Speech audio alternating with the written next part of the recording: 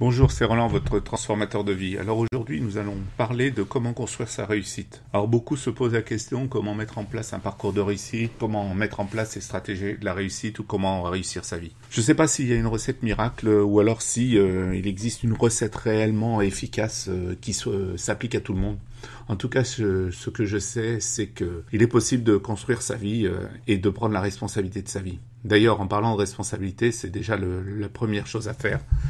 C'est d'arrêter de dire que tout va mal, que c'est la faute des autres si ça marche pas, que c'est la faute de la crise, que c'est la faute de ci, que c'est la faute de ça. Non. Il faut savoir une chose, c'est que nous sommes responsables de notre vie et à ce titre-là, nous devons prendre nos responsabilités et se dire qu'une partie de ce qui nous arrive est certainement de notre faute, que nous n'avons pas forcément fait les bons choix ou alors que nous avons oublié de passer à l'action, que nous entretenons pas une pensée positive, que nous n'avons pas décidé une bonne fois pour toutes de se projeter vers l'avenir et de mettre en place ses objectifs.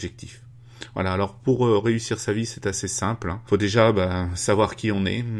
Ensuite, il faut savoir où on veut aller et savoir ce qu'on veut obtenir. Alors, savoir qui on est, c'est assez simple. C'est faire son bilan de vie, faire un bilan de tout ce qu'on a fait jusqu'à aujourd'hui, de tout ce qu'on a réalisé, de tout ce qu'on a entrepris, de tous nos échecs, de toutes nos réussites, de nos examens, de tout ce qui s'est passé sur le plan familial et professionnel. Sur le plan personnel, par exemple, si vous avez été bénévole, il faut le marquer. Si vous avez passé l'examen, faut le marquer. Tous les boulots que vous avez eus, faut les marquer. Donc c'est ça, faire le bilan de sa vie. C'est-à-dire que faire un bilan complet de tout ce qu'on a eu de tout ce qu'on a fait jusqu'à aujourd'hui. Ensuite, il faut découvrir qui on veut être. Alors qui on veut être dans la vie. Est-ce que je veux être chef d'entreprise? Est-ce que je veux être cadre supérieur? Est-ce que je veux être boulanger, cuisinier? Ou alors est-ce que je veux seulement être une aide à domicile?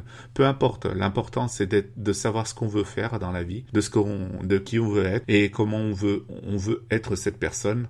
Parce que en fin de compte, il y a pas comme pour le reste, on n'a pas forcément besoin d'être millionnaire pour être bien dans sa vie, pour vivre une vie pleine, riche et heureuse. Il y a des gens qui sont très heureux parce que tous les jours ils rentrent chez eux à heure fixe, ils partent le matin à la même heure, ils ont une petite vie tranquille, pépère, ils peuvent s'épanouir comme ça et je les félicite parce qu'en fin de compte, ils ont trouvé la recette du bonheur. Donc voilà. Alors qui vous voulez être, ça c'est important et vous devez faire ce travail pour pouvoir justement construire votre réussite. Ensuite, qu'est-ce que vous voulez obtenir?